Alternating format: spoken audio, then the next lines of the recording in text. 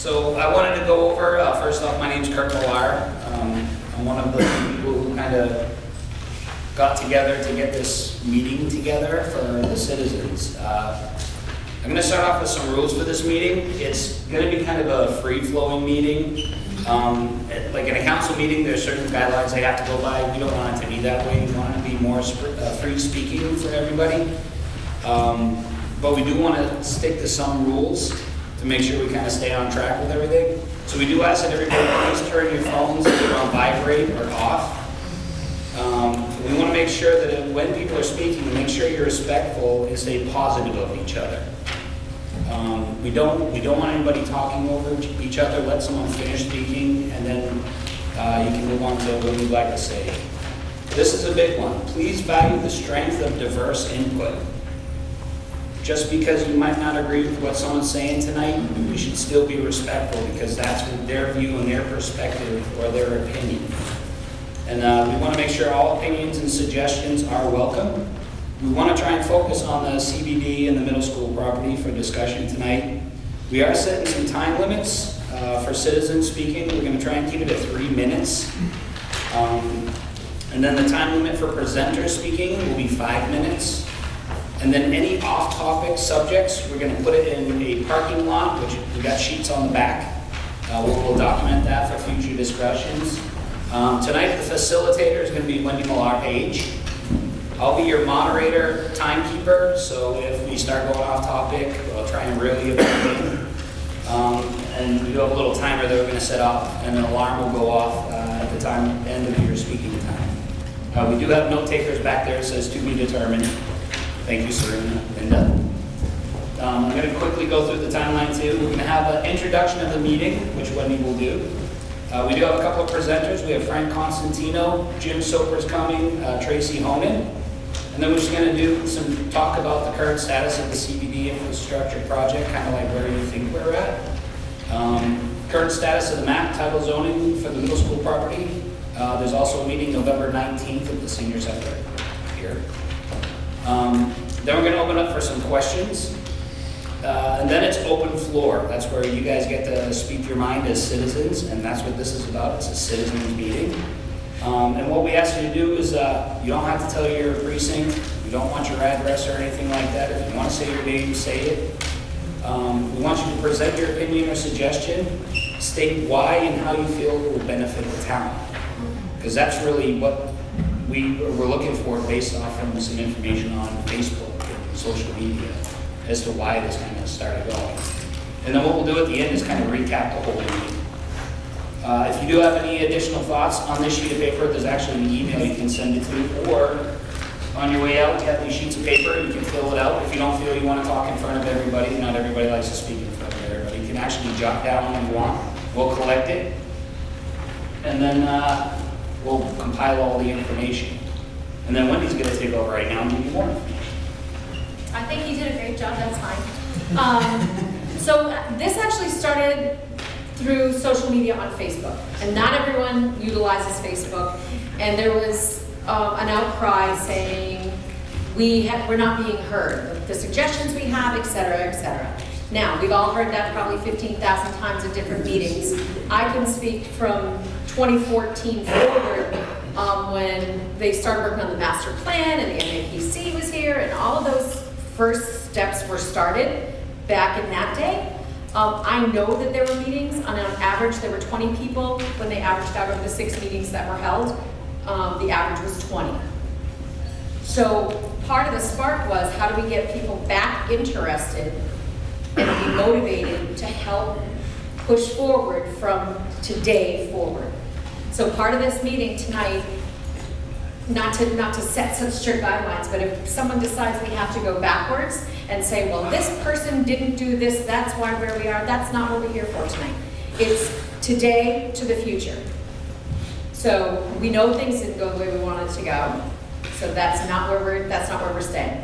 How do you move forward from here to the future of the CBD and the middle school uses? Does that make sense?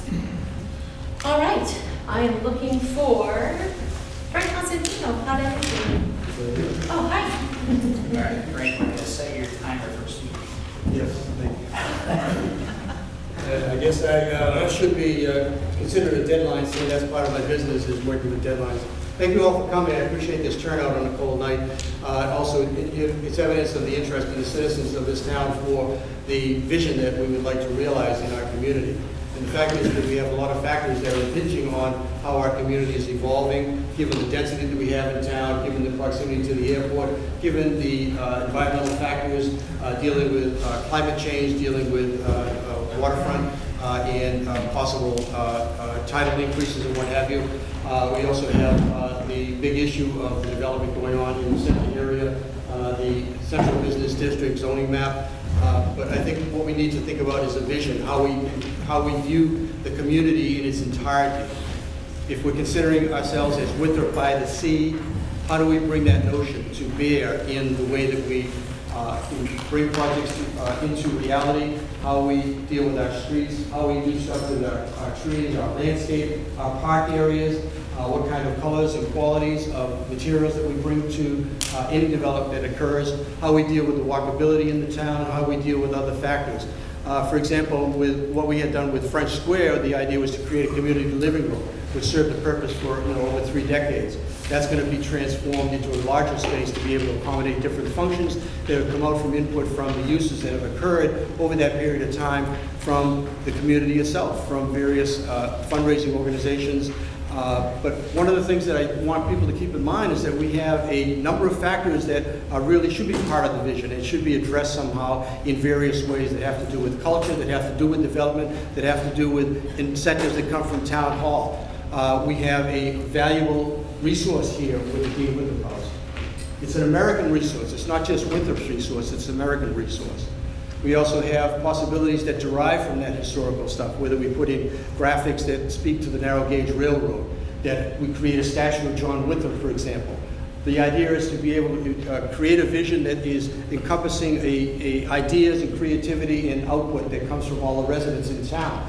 If that's something that we can somehow funnel in and be able to realize through cultural grants, through grants that come from the state, through economic development grants, those are things that town hall can assist us on. But I think the incentives should come from the citizens and somehow be funneled in, to be somehow engaged in a way that can be benefiting the town on a larger scale. We have world-class sculptors living in this community. We have artists that are very, very capable. They could do graphic murals, for example, or they could put sculptures or water features or other things into town that would not only enhance the cultural life and the sort of communal environment that we have here, but also would be an attraction. We want to make Winthrop, a destination that's going to bring people in here from Logan Airport, from Boston, from the ferry, some people that can enjoy our waterfront. If we're calling ourselves Winthrop by the sea. We're surrounded by water. David Hubbard just recently called me to say they really have only one connection from Winthrop to get out of town, and that is through Beachmont. We have a bridge, right, that does get us to East Boston, but in fact we're surrounded by water. So how do we deal with that water feature that we have? How do we make it an appeal not only for the residents that live here, but also make it a comfortable place to live? There are reasons why Winthrop is a destination and why people want to come here and why the increased property values have been realized over the past five years, and it's probably going to go even further if we increase the amount of density that's being proposed with the central business district and other housing changes that have occurred. But we need to be careful with how we go about that development, and that requires design, that requires upfront imagination, it requires upfront vision for being able to come up with some criteria by which we're going to be able to achieve these things. With the project that was down at Somerset Ave, for example, I happen to know the architect that worked on the project for Invello, who's finally trying to get their project approved and get through some arbitration issues with the surrounding neighborhood. But the fact is that design changed because of community input. I think community input is very, very valuable. And to the credit of the town manager, it was recently in today's paper having to do with this Zen system. I don't know if any of you Zen City. Okay, and what it is an independent resource so that the activity that has been happening to a great degree And one of the reasons why this meeting was prompted was because of the interaction of citizens from all different sectors that are working on Facebook, for example, with Citizens for Responsible Development and the Citizens Open Discussion. And the input that's coming from there is just very, very exciting and something very worthwhile. And something the town hall and the selectmen, the town officials, the town council should know about, and they should be responding to. So the fact that this Zen system is going to be applied to be able to synthesize that input, plus whatever happens today, is something that we'd like to generate and keep going. Thank you.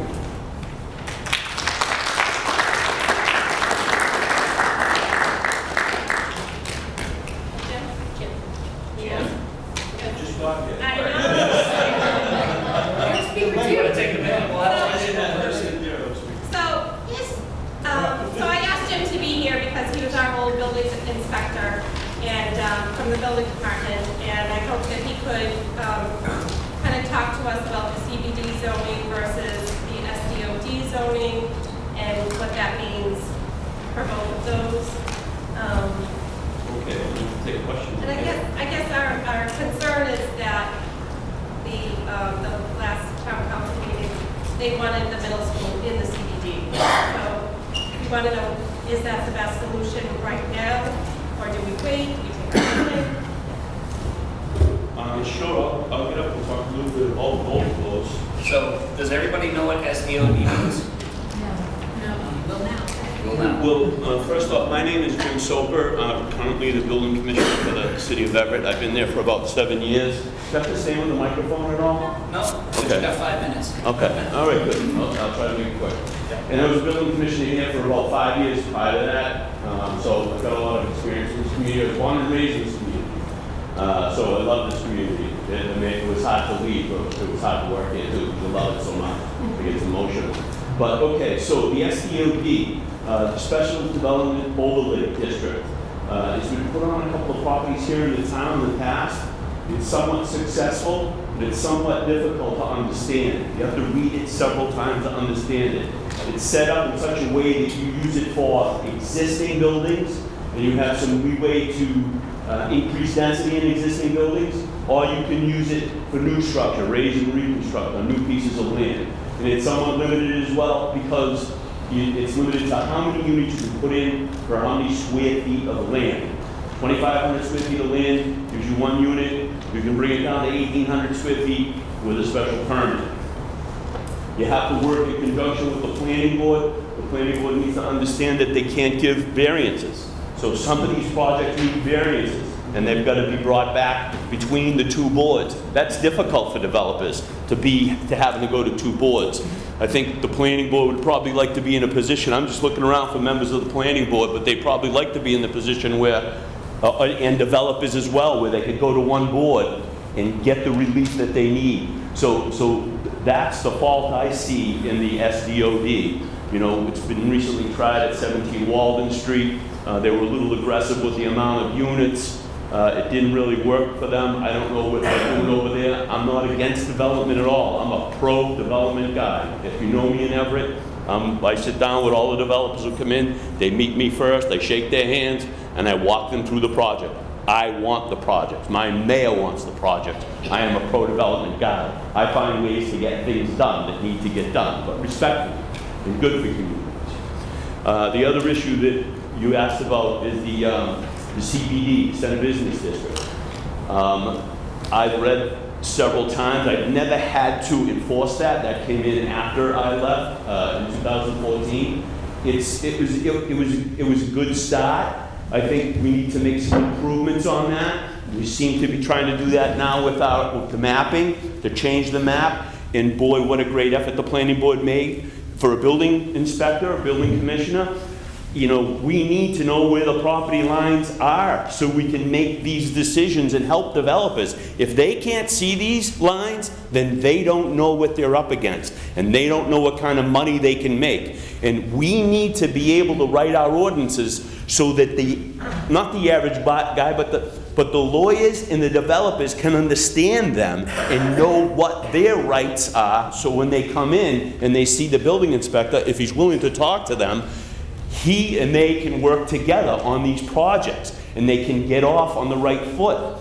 Buy right projects, because the zoning is built in such a way, developers now understand it's worth the gamble. Let's put the money out there. Let's put $100,000 into engineering, design, and geotechnical if we have to understand what we can do over there, because we got a known deal. We know we can do this. We just go to the planning board to design it, right? We've got design standards that we have in that district. It's very nice. We don't have them anyplace else. We get them in the Center Business District, but we've got some problems. I don't believe that we've taken care of the parking issue by a $2,000 check written one time to a fund in the town. I don't think that really resolves any problems for us. I think that gives us maybe some signs on the street, and that's all we're going to get out of that. We need to know where are these cars going to go that are going to come in. Especially we got 2-bedroom units. If we're putting 2-bedroom units in, we're getting cars. There's no two ways about it. I'll tell you one of the things that we do in the, I don't want to get ahead of myself. I use some techniques in the city of Everett. By the way, we talked about this. Others talked about this. We have conditions. We put conditions. When we want to be able to reduce parking, we don't let anybody have an overnight parking sticker, so we restrict that. We make sure on the lease agreements that the people who are leasing understand they can't get a parking sticker, and that goes on all their advertisement. Something we should use here. But let me get back to this $2,000 deal. I think that's ridiculous, and it actually says it's by right. That, there's no haggling here with the planning board. It's by right. It's $2,000 a space. Just not enough to deter anybody from not buying those parking spaces. If I'm a developer, I want to put in 10 units, and then I got to have 10 parking spaces, but I don't have them, I'm going to give you the $20,000. It's a drop in the bucket. Drop in the bucket, and we're never going to get anything out of that. So we need to increase that. We need to understand what we can do with it. The other issues. You have my 3 minutes. Oh, okay, I'm sorry. No, we need to hear from you. Absolutely. If I can, I want to talk about the uses that are allowed in the Center Business District. When you look at the use tables that we have, very good use tables, and they're easy to understand. A garden type apartment, which is multifamily dwellings, the definition is multifamily dwellings, they're not allowed. Okay, so everything's got to be done by mixed use. That means we've got to have a retail or some sort of a retail component. It doesn't have to be retail, it can be a commercial, any kind of commercial component.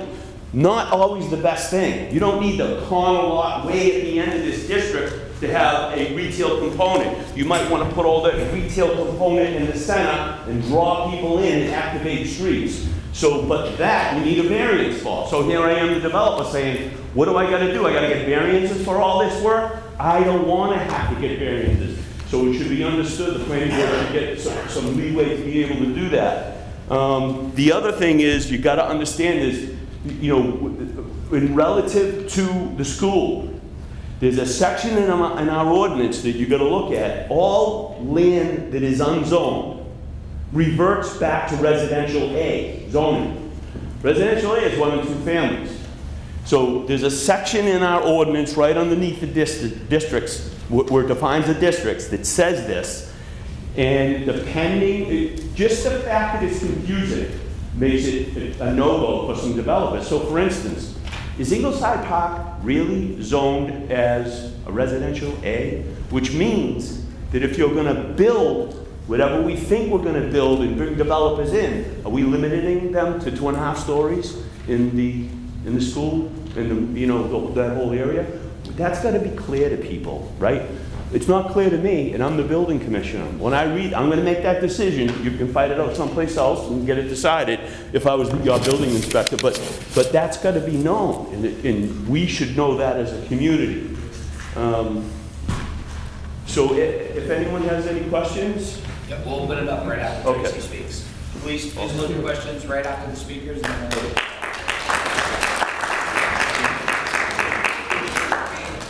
Hi, I'm Tracy, Precinct 5, Tracy Monin. So I was asked to discuss the subject of the land that the middle school now sits on, and the recurring issue of whether this property can be developed commercially.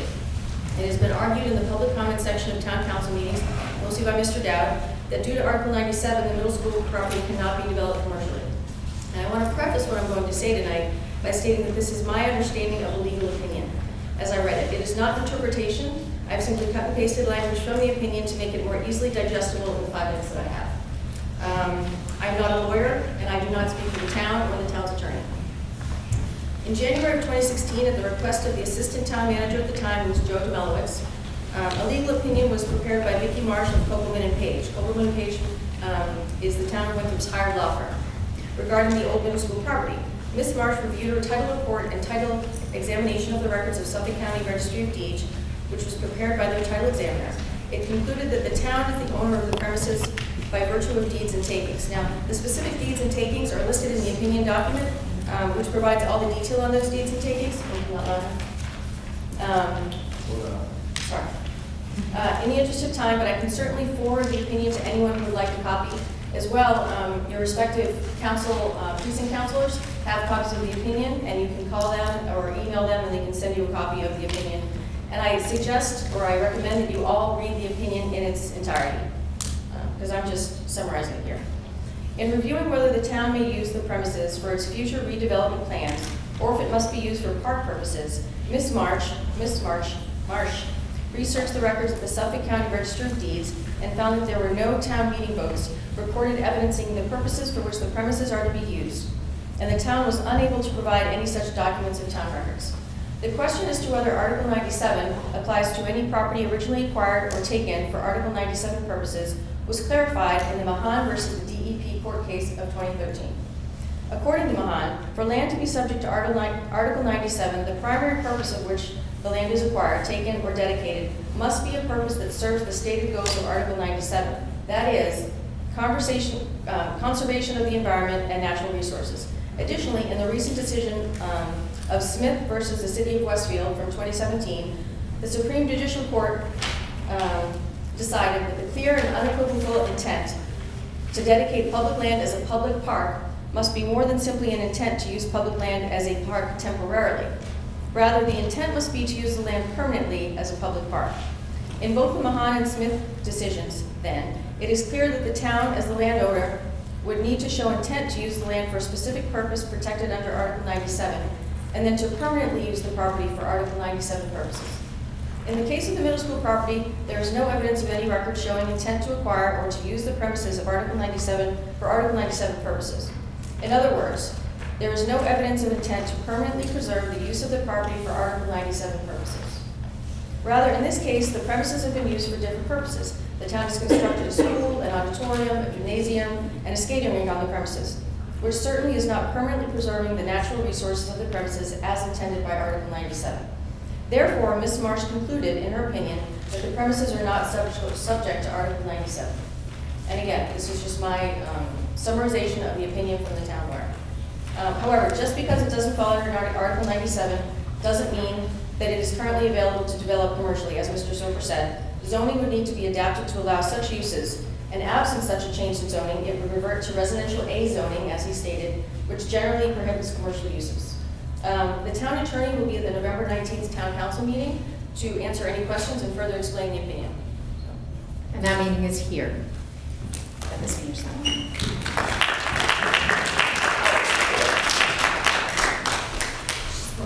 So, we do, this is where we kind of turn it over to questions. Again, we want to try and kind of zone it in just to what the speaker said at this point. And there's not a time limit on the question per se, but we want to kind of keep it close so we're not spending 20 minutes on one question. I know, John, you had a question? I have two questions. John Munson, Precinct 2. One was, to paraphrase what you said, do I understand that it was supposed to be treated like a park, but now that it's been developed as a school auditorium, ice rink, that it no longer pertains to Article 97, and we can now create a special overlay, for example, which then allows us to do what we want? That's my understanding of the opinion, that because it was used for something else by the town and it wasn't permanently allocated as under Article 97, And it was made, it was used for a school, for an auditorium, for a rink, and it has been used for decades for that purpose. That Article 97 doesn't apply. But again, that's my understanding of the opinion, and I would suggest that you attend the 19th, the meeting on the 19th to pass the. So do you know if the town manager has come to some kind of conclusion on where the title search is, where we're at with that? I did ask Dave Rodriguez, and he said that it's not his place to interpret the opinion, but the lawyer will be at the meeting on the 19th, and she can answer that question. Okay, good. And the other question I had was for Jim Soper. Thank you for bringing that up to our attention. One thing that you said that there's a few things that you mentioned that were problems for Winthrop's growth and responsible development. How do we fix what you've brought up as problems? A, the parking restriction. That $2,000 does seem like a drop in the bucket, and it's a very temporary solution for a big time problem. And how do we get that resolved? And what are the process to get something like that resolved? And you brought up another problem in the growth of Winthrop in terms of Ingleside being residential A or not. Can you explain how that gets done? Sure, there's a process of changing zoning that goes through a couple of matters. Committees in the town can seek to change zoning. The council can seek to change zoning. 10 individuals in the community can sign a petition that will be presented, and I think it has already. I think it has already. This parking thing has been put forth by 10 members, and Mr. Riley might have started this, I think. Okay, so it's got to go through the process. Hopefully it's supported by our council. It goes to the planning board. The planning board will give all we say is an opinion. Then they can vote up, they can vote down, and they don't even have to vote anything. But it's incumbent upon the council within a certain amount of days to make a decision on that. Okay, and then we move forward. That's how we change it. It's actually pretty simple to do. And the other issue was this residential A, the way property reverts back to residential A. There was probably a good reason for that when this was written, but we need to possibly look at those lands and understand ways that we could zone them differently. We have no zoning for municipal land. I remember talking way back when I was here about doing work on municipal land. Here I am, the building inspector. What's the height limitation? What's the setback limitation on municipal land? Doesn't say anywhere. So I said to the town attorney at the point, I said, well, it looks like it reverts back to residential A. I remember getting into a little bit of beef with the people who are doing the cell phone towers on top of the water tower, because the water tower is municipal property. Residential A. What are you doing putting those towers up there? So I would always deny it anyway. They always want them. So that's the answer. Does anybody have any other questions for the speakers? Tracy, I got a question for you, sweetheart. I just come from the point, of course. And of course, the biggest problem down there was the noise from the airport. It's ridiculous. It's disgusting. My house has gone down in value almost 2%. And the aspect of Cottage Park also, like waking up in the morning and wiping the soot off the cars. A friend of mine moved 3 years ago because his daughter wouldn't wouldn't allow the grandkids to come down and breathe in all this stuff. Now, I don't know how many people here are on it, but are any of us on that hazardous group? How many? Raise your hand. Quite a few. None. And the reason being is that the ones that are on it are all making the same complaints. Back here, 2018 in July, we had 83 complaints made by 57 homes by 54 people. What does that say? It's the same 54 people making the complaints.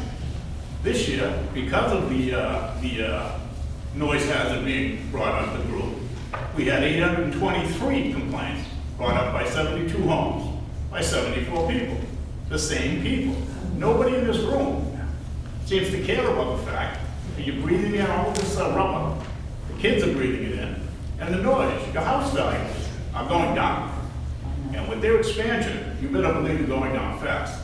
If you want to leave these kids your house, the first thing they're going to do is sell them 20 years from now. And so if all of us don't get together in a coalition and start joining this hazardous group, what are we going to do? Nothing. People don't care about 20, 40, 50 people. This really is focused on CBD tonight. so we're gonna put your topic out there. Okay. If we have time at the end, we'll come back to it. No, I don't want to cut you off, it's very important. no, I think it's a huge importance. But, so we can kind of stay on topic for the CBD and the discussion of it. Thank you for giving your information on that. Is that up on? I can't see that one. Yeah. Okay, so we play airport? Yes. Okay. Thank you. Any other questions for the speakers? I don't know who would answer this, but with regard to the petition that Tom Riley may or may not have submitted regarding the $2,000 payment for the parking space, if that's adopted and voted on and then brought back to the council and approved, does that requirement just go away? Is there a substitute, or is any developer then just held to the current zoning bylaws with regard to parking? Anybody have information? Let me, when, I'm gonna try to word this carefully, but zoning that's adopted by the council actually reverts back to the day of the first public meeting that was held. And that's typically the planning board's meeting. So, for instance, the map that we have for the Center Business District, that map that now cuts out those two properties behind Mr. Riley's house that are now residential, right in that area, that developer who was in that position, she's gonna be forced with that map that we're going to approve, okay? Because it reverts back to the day of the public, not the day of the public hearing, the day of the advertisement for the public hearing, is the day it reverts back to, unless that developer has a permit in hand, a building permit in hand, you're not gonna be able to build that, okay? That's a little bit of a twist on your question, but that's how it works. 48, section 6, first line. By the way, that's true. I don't think that's the answer to a question. I think what you're asking is what happens when we get a petition. We get a petition from Mr. Riley, the council has to send it to the planning board. The planning board has to act on it, make a recommendation, it has to come back to the council, who has to act on it within 45 days. Whatever they recommend to the council from the planning board, the council can change, adopt, add on, subtract. So once it comes back from the planning board, they could possibly rewrite that whole Center Business District. So the options are infinite. Yeah, absolutely.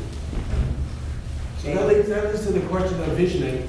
What do we really want to have down in the center? Do we want to have more density? Do we want to have more houses? Do we want to have perhaps mixed use?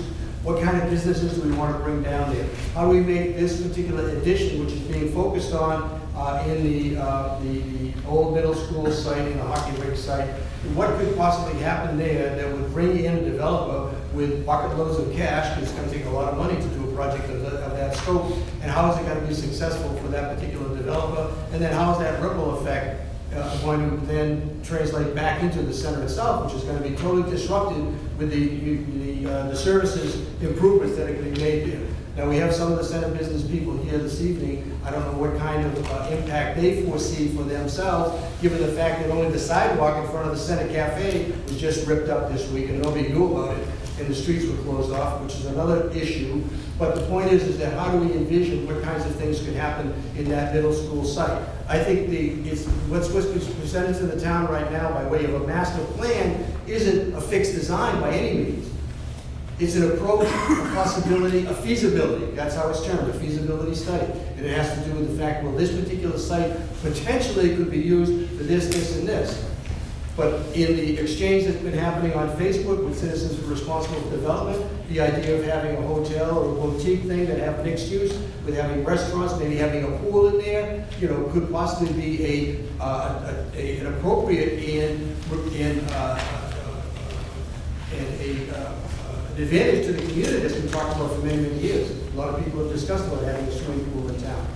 Another idea was that the rink itself be relocated to the basketball court, and the basketball courts be incorporated inside and be a total facility, not unlike what was built up off of the Mass Pike, for example, okay? I know it's professional sports, but, is there a way that we can, take advantage and bring the burgeoning interest in sports from our younger people in high school, junior high school, and make that into a sports complex to supplement what's happening already at the high school? The other issue of bringing in more residents is what's going to happen in having youngsters growing up from those people that are going to be here. They're not all going to be all singles. And what's going to happen with more kids that are going to be coming in here? How are we going to accommodate the children, school-age children, in the fairly new schools that we have in our community already? So the question is, what kind of density can we really support here? By way of public services, by way of just sort of comfort levels, by way of businesses that are going to support the interest of all of those different people. What other kinds of businesses can we bring in here? That, again, that can come under the umbrella of, what do we want to consider our town? Is our town a destination place that can be accessed by the ferry, can be accessed, by MBTA and increased bus services? That's something that was also discussed from yet another opinion on Facebook. If we're going to have that many more people, can we have, more, demand more from the MBTA to have more bus times, a better schedule of bus service to bring people to the heights, to the trains? So Frank, we're really in right now for that, because we're going to, touching on what you just said, but kind of skipping down to number 6 on our list. Next, we kind of say current status of CBD infrastructure project, besides maybe the council. Anybody else in here know exactly where that stands? We're citizens, right? So I emailed Pete, Yep. the infrastructure, read you his email. He couldn't be here tonight. He said, unfortunately, I'm not able to attend. That said, we have bid the project and have identified the low bid contractor. We haven't yet awarded the contract as some financing language is needed to be cleaned up. Due to this delay, we haven't yet had a kickoff meeting with the contractor. It is this kickoff meeting that will answer some of your procedural questions. As far as the finished product rendition for the CBD, he did send it to me, what it's supposed to look like in the end, whether that will actually come to fruition or not, I don't know. But again, if you want to leave your email, I'll be happy to share the rendition with you. I think it's nice enough to reply right away, as did David Rodriguez. So that's all we know. So touching on that, there's no timeline, which I know one of my favorite places to go is Blackstrap. And them not knowing that a street's going to be worked on that day affects their business. It affects Los Angeles, but it affects the hairdressers on a Saturday morning. There was no notification down there from what I heard from anybody down the center. So if it was an emergency repair, that's kind of understandable, but if it's planned, it should be put out. I don't know how you guys feel as citizens, that's what this is about, we're citizens, right? Shouldn't everybody down in that area get notified right off the bat prior to the work starting? That's affecting people's livelihood. Yes? Similar to that, in the fall, beginning of the school year, Herman Street was closed for like an entire week because they were doing something, I don't know, they tore up the sidewalks, now there are new sidewalks. I don't know what happened in the process. And there was no notification of that either. So I think that was an emergency repair. it was a week. It was for an entire Might be week. wrong. The buses got rerouted, but there were no signs about that. There was no signs for the driver. So I'm just agreeing with our communication skills as a town, or even emergencies. Facebook exists. You can use it. It's not ideal. Mark Zuckerberg is a terrible person. But it does disseminate information to a large number of people very quickly. And generally, once one person hears it, it spreads pretty quick. Yes. And like my husband takes the bus from the police station and it wasn't, apparently they left the road open, but then the bus drivers weren't comfortable, so then they went down Walden, and we can talk about why Herman is the bus route and not Walden some other day, I guess, because that's the narrow street in the world to put a bus down. But you know what I mean? Like, so, and I was walking with my child to the Fort Banks School through the march. And we were walking on this, and I'm like, I don't think we should be walking here. But there was nobody was stopping us. There were no signs. There was no information. There was nothing disseminated. And I find that a lot. And then sometimes I bike home, and I was biking up Pleasant, that goes from the marsh to Ace Hardware, that's Pleasant, right? I can never, just so from the marsh there, and they had closed that part off. That's been dug up recently, I'm not sure why. But there were full days where that area was also closed, and there's no dissemination. It's not in the town manager newsletter, it's not on Facebook. You don't get a code red about it, and I think that that's a huge problem. I think that people would be much more accepting of anything If we know. if they know what's coming. So the point you'd like up on the board is improved communication? Yes, communication, yes. So why don't we put that in the parking lot too? What communication? Give communication under, It's just here for you. and add it to Oh, the yeah. parking lot as well. Okay. Okay, we'll go. So just so everybody knows, we're gonna populate the sheets with all this information, and we're gonna compile like a spreadsheet, and we're gonna give it to the town manager and the town council. So you'll have all the, whatever people say here tonight, just to share with everybody. Make sure, the communication is had. So that was just we wanted to quickly touch on that, the current status of CBD infrastructure project. And as you can hear from what Cal has said, there's no defined date yet. So, next one is the current status map of the map, title zoning for the middle school property. There's a meeting, I believe, on the 19th for that. So it'd be important that everybody in this room shows up for that too. We don't know what it is, so, yeah. That meeting is November 19th, it's here, it's the regular council meeting. Because they're having the fall forum that night, council meeting, which usually starts at 7, is going to start at 6. So if you show up at 7, which is the regular time, you're going to have missed that meeting. What's going to happen, the vote, you can correct me if I'm wrong, Mr. President-elect, the function of the motion at that meeting is not to redefine the whole, what can happen in the center business district. It's to define the lines of where the center business district is. The planning board worked very hard on this, and they have to be commended, as does the council worked very hard on it, and they have to be commended. We're now to a point where a vote is going to be taken. It was going to be taken at the September 15th meeting, the October 15th meeting. It was postponed, and then it was postponed again at the November 7th meeting, and it's going to be taken at this next meeting. The Rules and Ordinance Committee made some amendments to it, which made all kinds of sense. The first 3 amendments clarified and corrected some things that had been overlooked. Now remember, we're looking at the lines only, at what properties are going to be in the center business district. The 4th recommendation that they made was to put the middle school and the adjoining properties into the center business district. That was in conflict with what planning board had recommended. Not that the council doesn't have the authority to do that, but what the planning board recommended was a modified center business district for that area.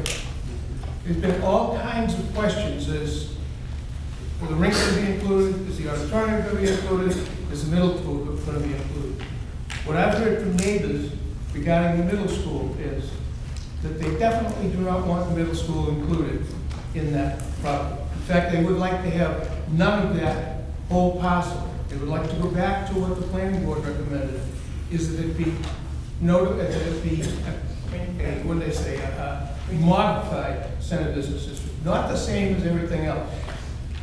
One of the issues is, if you stand where the middle school is, it either abuts or is directly across the street on 3 sides from residential. One side faces residential across the street on Pauline. Another side faces residential across the street on Waldemar. Another side faces directly a single-family house. The 4th side faces the rest of that parcel.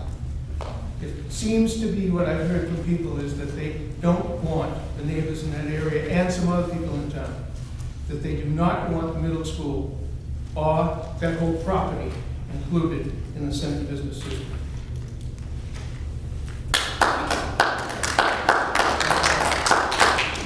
So this is why we're kind of having a citizens meeting, right? So everybody can speak up and speak their mind.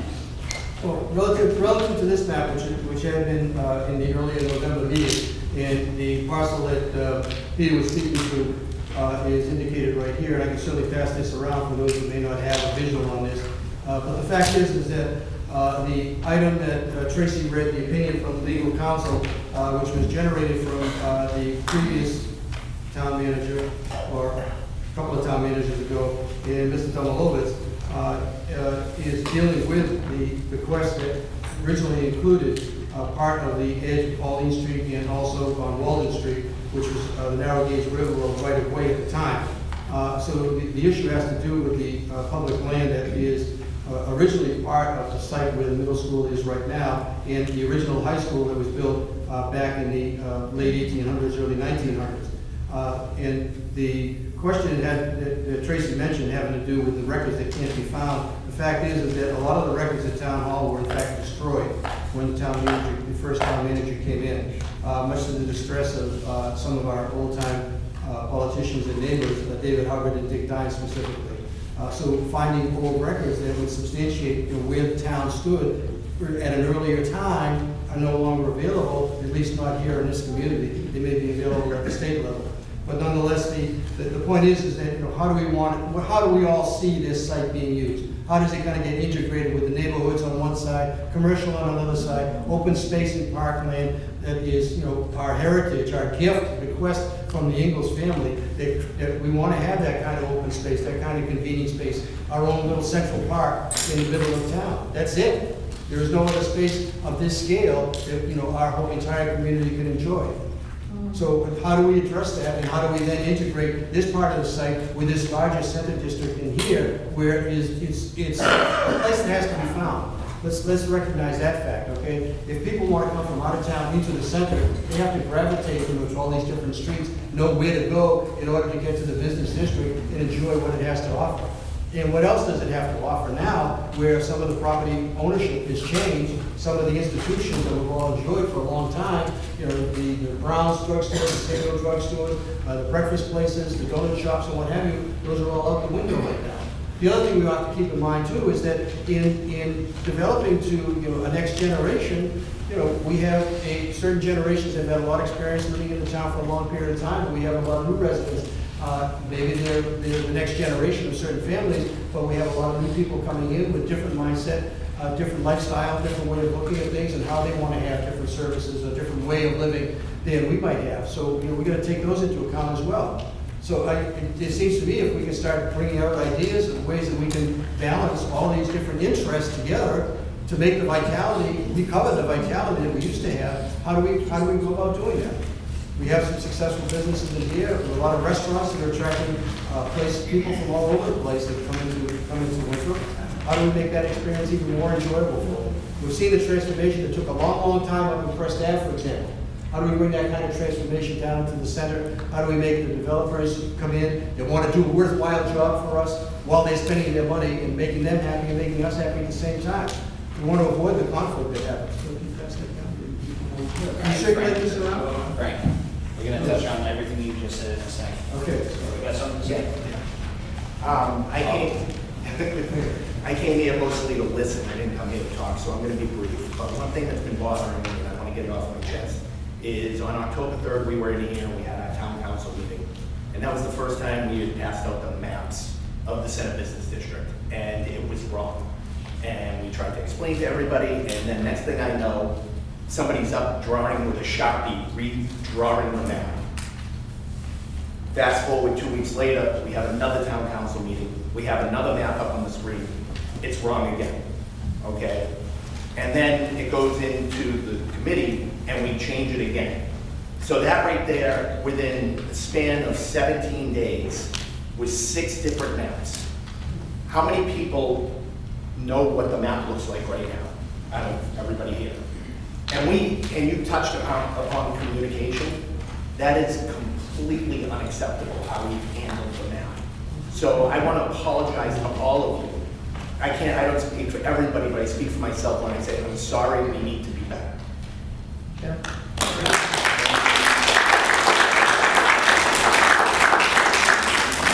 May I ask a question? Will the first time we see the map Anyone see the new map, be it the 19th? No. Has it been made public? I couldn't find it on the town website. I have 90 files right now, but I couldn't find the Yeah. newest map. So just so you know, we've been trying to look through a bunch of the documents online. It is kind of hard to navigate all the information on the town website. And that's why we actually ask for everybody's email too, because we're finding the links to things. And what we can do is send you the links so it goes directly to the page you need to go. Just trying to find the CBD master plan. Do you know where that's at? A lot of people don't. And it's actually, we put it on the bottom of the page for you. That has a lot of the information for the CBD right on that one page. So to kind of tie back in, reel everything back in, touch on what Frank was saying. This is where we want to open the floor up to ideas. From a lot of views and a lot of feedback is that our town has no vision of what we want to be. I mean, you break it down, you ask anybody outside of Winthrop, what's your town about? Well, like you said, looking by the sea, well, is that our vision? What is it? I mean, to me, it's confusing. We don't know what we are or what we want to be at this point, and we're all divided about it. So we're trying to reel everything back in and become that community again, where Wendy says all the time, common unity, which we don't have. We have so many ideas floating out there about what we want the center of the middle school land to be. But the problem is some of those ideas are different ends of the spectrum. And in reality, what we need to think of when we're putting ideas out and why we want to open it up to the citizens are, one, how will it affect the town?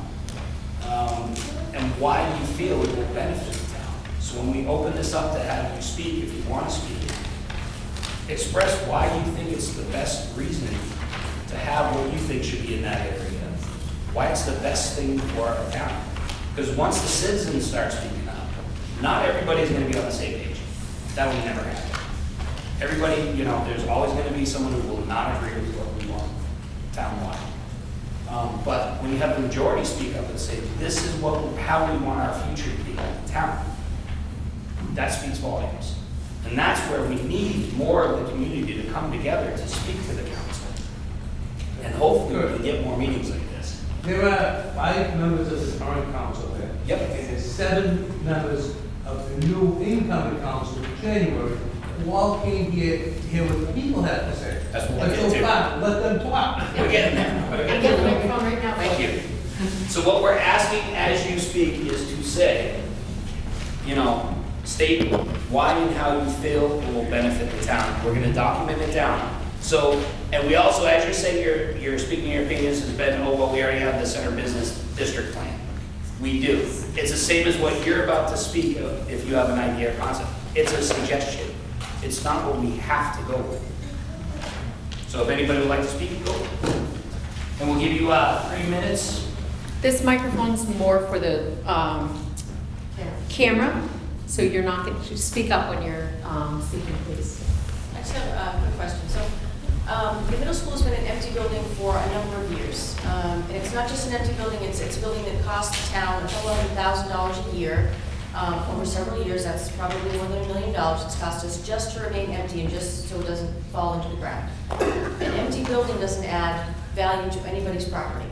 And Mr. Gill, you said the abutting neighbors do not want that to be commercially zoned or included within the CBD.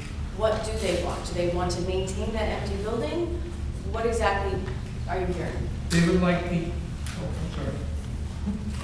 If you're loud enough. You don't have to answer for all of these. No, wait. Hey neighbor, the people that I have heard from want that building to go into a modified center business district and leave the modifications up to the experts, the planning board and the town council as to what it is to be. They don't want more commercial. And I've heard that from everybody, that we have enough empty commercial space in the center now. And that this building is not in the center business district, it's surrounded by residential. That doesn't mean that they don't want residential. There, at one point, there was a suggestion that facing Waldemar Avenue, there would be a series of townhouses, and then the center business district would start somewhere beyond that. The people don't know. They're putting the decision in the hands of the experts. They do not want it to be part of the center business district. So that's one good view. We can write that down. That there are There's- residents don't want to do that. I would like to see that area with the old middle school, the old middle school, returned into residential. You know, cut and dry, you know, they deserve it. The building's been empty, it's abuts on four sides, it makes common sense. Have it a residential area, whatever contractor comes in, make sure that he's zoned to park his cars or have the parking space that he's supposed to have. That's what I recommend. And I also recommend that a lot of the center businesses are gone, and, the combination of residential and business is not unheard of when you go to quaint Maine or Rockport. Because if these people want to establish a business in a house, and it's still in the business district, they do that.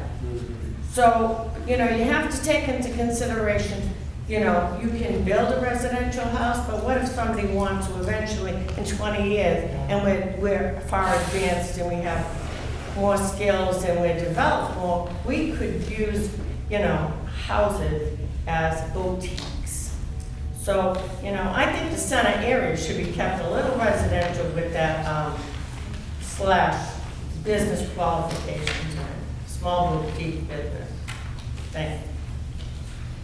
Some of the businesses down the center right now on Woodside Ave, in fact, are mixed use. You have the two clothing stores, one of which used to be Marcus way back when, and above that is housing. The Center Cafe is also above that is housing. So there is a precedent for being able to do something like that. The question is, do we see as part of our vision having that kind of vitality? And that's what makes the vitality of these other towns so appealing to us, and why we travel to these other towns. We enjoy that kind of quality, that kind of character.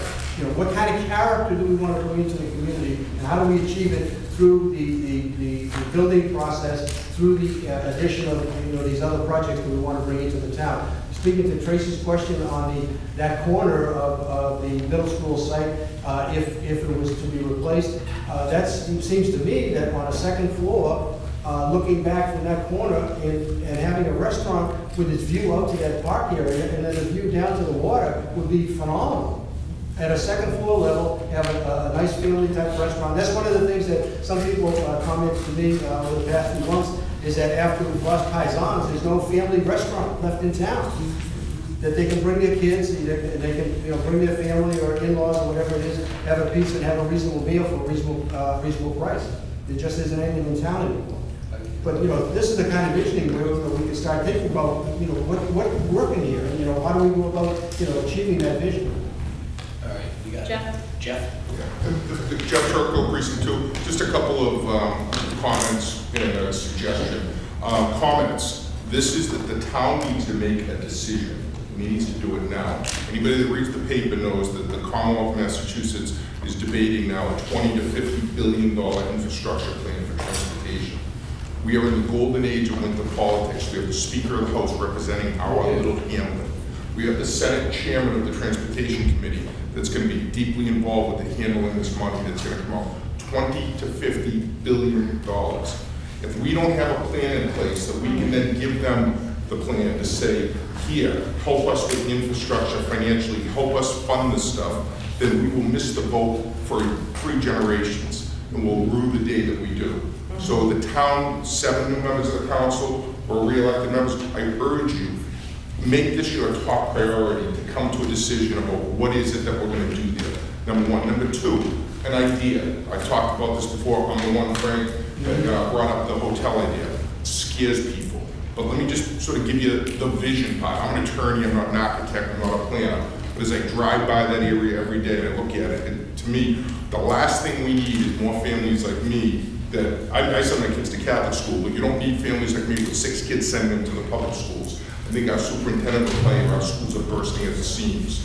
We don't need more residential development there where people have kids and flood our schools. We can't afford it. For every kid, it's gonna cost us $12,000 or $13,000 versus collecting $5,000 to $10,000 of property tax per unit. It's an economic disaster for the town. But what do you do with that piece of property? To me, I tear the whole thing down from the middle school all the way to the rink and go and work to get a hotel that would go on the Walton Street side, go across, so the entrance to the hotel would be on the Walton Street side, going out towards where the auditorium is, have to insist that as part of the deal, they have to put a pool there. On the opposite side of the pool, where you're talking about the residential, you make that a parking lot. One of the things you do, you see in a lot of these places, they force these places to have trees that then go around the outside so it protects the residential from what's next door to it. So what you do is you create a buffer zone through the trees. Most of these hotels, if you drive around this area, there are so many new hotels going up. The Seratani site in Revere, the old Papagino site in Revere on Squire Road, right next to the oil place near St. Anthony's Church. I hear they may be putting one up at August Brothers Oil. There's 1 or 2 going up on Revere Beach. There are so many hotels going up there because there is a need for it in Boston, the greater Boston area. We are missing the boat because if you get a hotel there, you say, first of all, what happens to the rink? Again, I went on Google Earth. I measured the length of the rink building. Then I turned and I measured the length of the basketball courts. That area, not just the courts, but where the parking is, it said, if you drill back, similar to what we did on the parking lot there, where we put retaining walls and created spaces, you could drill back, there's enough space there to put a 2-story building. First level is your hockey rink, second level is multi-use basketball courts, volleyball courts, things like that. That could go there. Where the hotel would go, it gives you a 6% per room per day occupancy tax to the town, totally new revenue to the town. It gives you real estate taxes. It doesn't give you children that are taken away. It also gives you people that go and stay at the hotel that then go to CVS, go to our restaurants and help the commercial businesses where the town can then get the 0.75% optional meal sales tax if the town so elects to do that. And so it's sort of all positive on the revenue. Go look at the various hotels in the area. The parking lots have a lot more cars than I initially anticipated when I thought of that year, but they're not overflowing with cars. Why? Because those people are flying into the airport and they're taking a shuttle into our town. One of the things I would insist on as part of any deal, particularly if we're going to consider any tax penalty, tax giveaway basically to the developer. Can I have 30 more seconds? One of the things I would suggest is we say, you have to have a pool. And as part of the pool, much like the 4-Point Sheraton in Revere, you have to make it open to people in the community certain days of the week, sort of like the golf course does, maybe people pay a nominal fee. This town will never have a town pool. We can't afford it. The cost to have a pool from a liability standpoint, from a maintenance and upkeep standpoint, it's never going to happen. So if you think you want a pool, the only way you're going to get it is if you get somebody else to foot the bill. And so to me, that site just looks like a perfect site for something like that. It protects the neighbors by creating a buffer. You have additional parking that, on winter days, you can work it out where it's available to the residents of the area for off-street parking. You still have hillside park behind it. As Frank said, you can turn around and put a restaurant on the top or something like that, or a lounge area that you see water views. Now, I will say, in my professional life as a lawyer, I've dealt with a whole bunch of developers, and one of the realtors I dealt with, I said, well, what about winter? Because nobody would ever go to winter. It's too far off the beaten path. So I said, do me a favor. Drive from Logan Airport to the Papagino site in Revere, any time of the day or night, and then drive to the middle school site in winter. And I'll bet you $100 that never once will it take you longer to get to winter than it will to there. We're off the beaten path, so nobody's looking at us. But we have people in power that can help us get people to look at us, whether it's the and others. But we've got to make a decision. Do we want to go outside our comfort zone? Because again, at first instinct, you say, hotel, not a little family, But at the end of the day, how do you create, winter's struggling financially, how do you create new revenue for the town without tax increases? you know, and give us an opportunity to sort of change the dynamic and help the businesses down the center. The one other comment, I think Mr. Sobel said we should change the center business district requirement of all the buildings have to have commercial. I couldn't agree with you more, because when you go down there, there's too many vacancies, and yet we will never have the critical mass that they have in Somerville, or like they're gonna have at Suffolk Downs. We're not gonna put 10,000 people in the center that can support all the extra commercial development that you're going to mandate by saying that you have to have commercial space. So I do think that the council, I would urge you to look at that and say, is there a safety valve you can put in so that you don't just create all this new commercial space that nobody can afford? Thanks.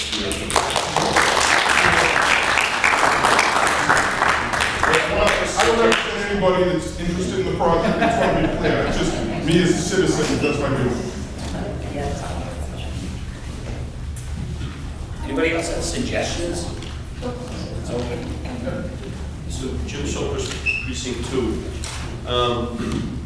I'm not in favor of putting the CBD on the school. I think we need some sort of modified CBD. We have to write a zoning ordinance that will accommodate the vision. First, we need the vision.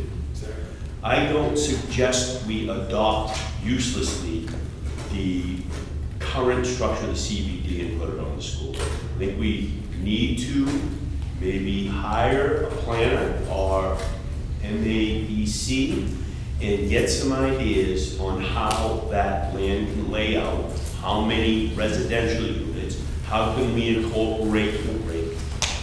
A hotel is a great idea. Little boutique hotel, we put one up in Everett, Mr. Swansburg from Winthrop had owned the land. Beautiful little thing happened. So it's not an undoable thing, but we have to write the zoning and incorporate the map for that area at the same time. So I think that's important, and we have to entice the developers with that zoning. The thing is that, in order to generate a plan, we need to have an idea what that plan is about. And that's what I think where we're lacking right now. We really don't have a full sort of community-wide support for a particular approach on this particular site. And we're trying to zone it and define it for certain types of things. We don't know, what those things are that are going to go in there. And I think, Jim speaks to the fact that, that there are many possibilities that really need to be looked at in a little more depth, okay? The alternatives that might fit in that particular site, what's going to deal with the money issue in terms of the cost of putting something up, the expenses and the benefit that are going to generate to the town, what impact it's going to have on a lot of different criteria as far as traffic flow and congestion, it's the revenues that we create, the traffic flow in changing of supporters or visitors that come to the town, the impact that it's going to have in creating a gateway. What's been talked about for 30 years has been the idea of Walden Street being a gateway into the center. So you come down the end of Walden Street to Paul A. Street, what does the gateway look like? We all know what it looks like, okay? Not appealing, not attractive. When you come down at the end, you think you're going to in the center, and you see Nick's across the street, you want to get some food, but then after that, you don't know where to go into the deeper center in order to find, terrific places like Kate's place, Blackstrap, and also with Suzanne's place at the Book Depot. I mean, there are places where people want to go, and they'll find it. We have now, we have with the G-Maps and be able to find any place anywhere. And we should be able to take advantage of the fact that, we have these possibilities here in town, but we really need to have a, brainstorming session, and I was hoping some of that was come up in this forum, brainstorming session about these kinds of possibilities. And those are the possibilities, and those are the ideas that can then frame, what the zoning needs to be and how that then gets codified in whatever zoning bylaws or other Frank, criteria. can I that are paraphrase established. what I'm hearing? Can you make sure that I'm getting this right for the notes? Are you saying that we need to have a clear definition for the potential use of space before zoning it? Absolutely, absolutely. Can that be They should go written down? hand in hand. We should have a planning and initially it was generated through MNPC, but what criteria were they given by the town in order to do this? Were they told that, well, did you explore a boutique hotel? Did you explore the basketball courts as a possible site as an extended linkage across Walden Street? Are there other ways in which we can use the the land that's available from the Ingles request and along these edges of Ingleside Park, you know, how do we maximize those? Has anybody thought about a restaurant on the second level or on a fourth level? You know, they could then take advantage of, you know, the terrific sights looking back to the park and then looking down to Donovan's Beach, for example. Those are ideal view corridors. Is anybody thinking about the view corridors? And the view corridors have to do with every street in town, for that matter. Mr. Scott, you were looking like you wanted to speak. Yes, my concern, you know, my primary concern is with the Center Business District itself as it is now.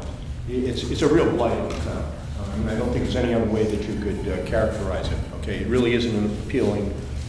I think there's a potential in the future that when Suffolk Downs gets built out, they're talking 10,000 units, it's going to create major, you know, traffic issues getting out of town, which may lead to the, you know, to people wanting to do more business in the town, you know, that live here rather than leave. You know, they won't want to fight the traffic at both Oregon Heights and at the other end, you know, you know, near Suffolk Downs. I mean, I think those intersections are going to be much busier, and so the idea would be, you know, maybe the retail space will become more attractive in town. I looked at the master plan, and the master plan has a horseshoe-shaped building that runs along Woodside Ave, runs up to Putnam Street, and then down Putnam Street, and the thing that's missing there is parking, and I agree that the parking issue, you know, if you build residential, and I'd be thinking about single, you know, one-bedroom apartments. I mean, I think we don't want to, you know, create a burden on the school system, you know, which would be a burden on the taxpayers. But the problem is parking. I mean, if you add over 100 residential units, and there's talk about adding even more, you're going to tie up, you're going to turn Woodside Ave into a mess, okay? And if the problem is you have a number of individual property owners. I mean, if you looked at the number of individual properties that are owned by different entities along Woodside Ave and Putnam Street, you know, it's difficult to come up with one kind of design and have each of those individual property owners, you know, provide a unified design that works together. And that construction would also happen at multiple points in time, which would turn the center into a continual, you know, construction zone, which will strangle the businesses, and it will be a burden on the residents in that area.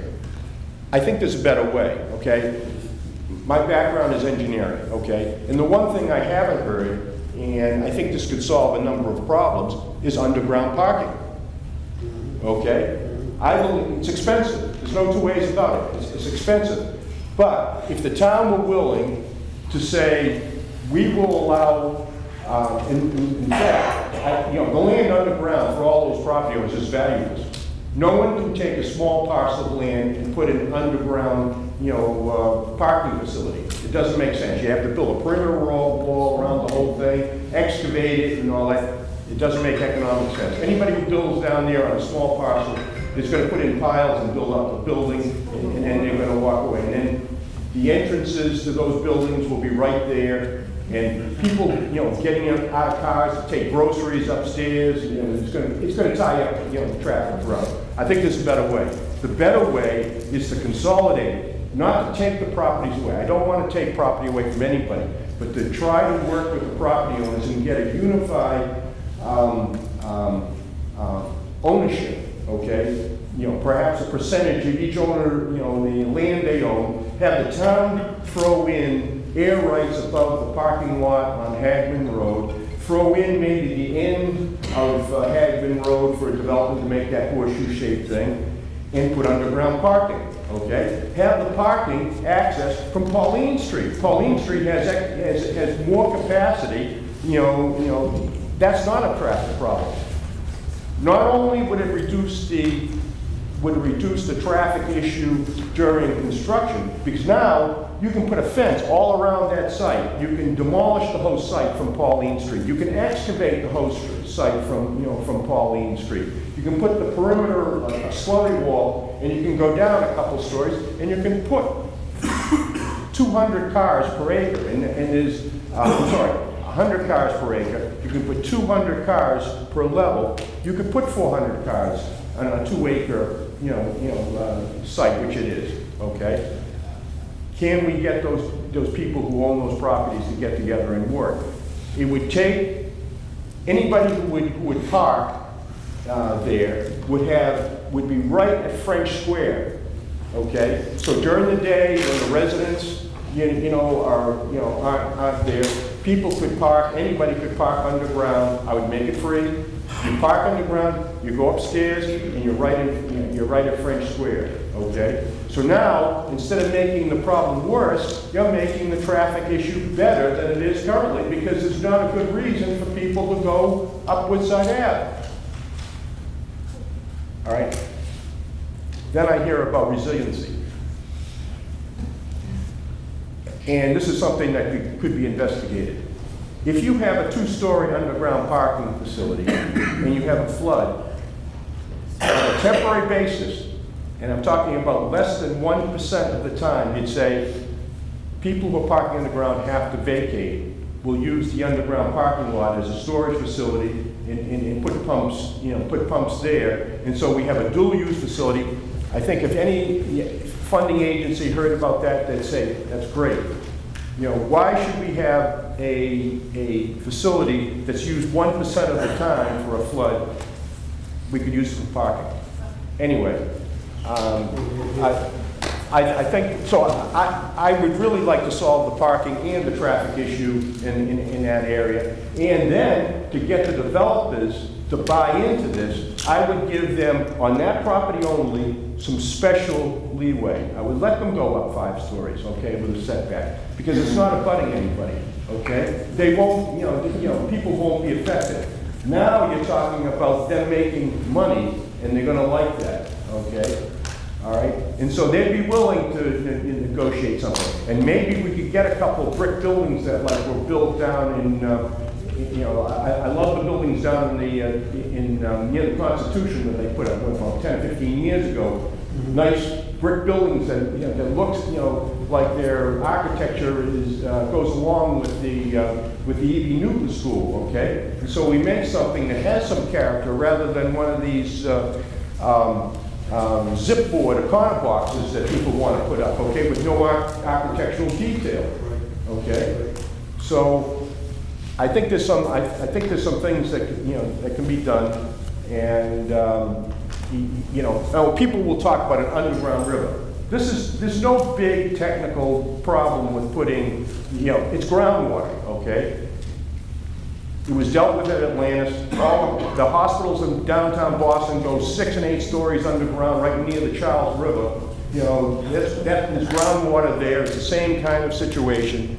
This isn't a big deal, okay? It's groundwater. It's done all the time. The whole central artery was done below groundwater. It's not a technical,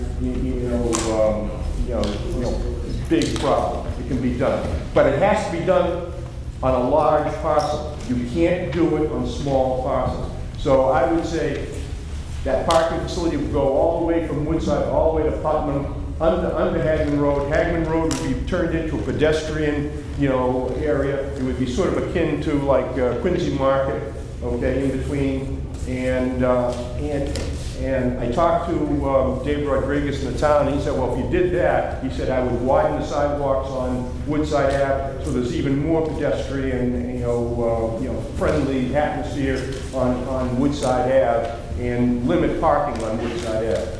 And I think it would work. It's a nice thing.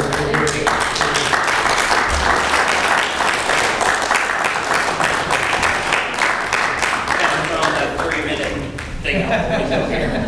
But there's some good ideas. Is there anybody who's not spoken? Not, we don't want to hear from you again, Tom. Is there anybody else who's not spoken who would like to speak? For a suggestion of what should go into the site. Are you allowed to talk? Yeah, I can be. Good evening. My name is Brad. I'm actually very new to the town.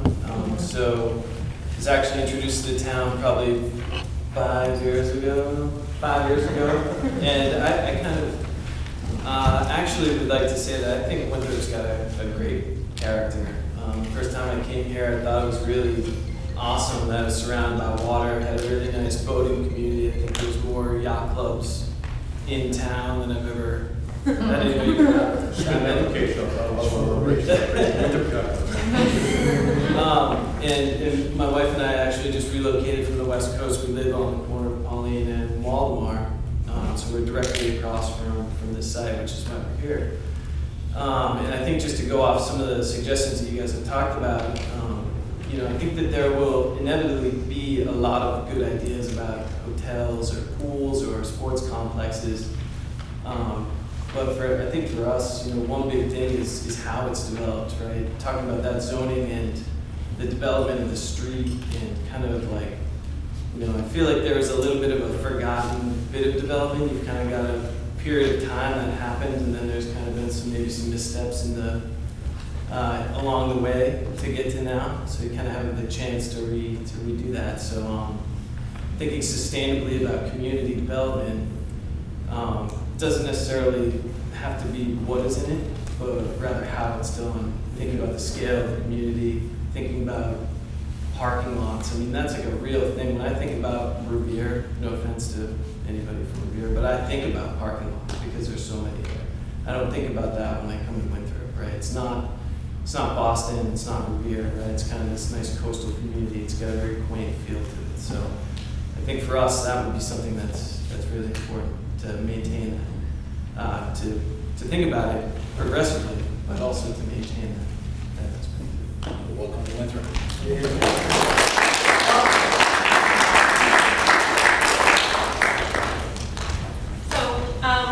I guess my concern with helping with getting this meeting started was that the middle school was going to be rushed into the CBD. And I was afraid to give it up. And I felt like we were almost pushing to give it up.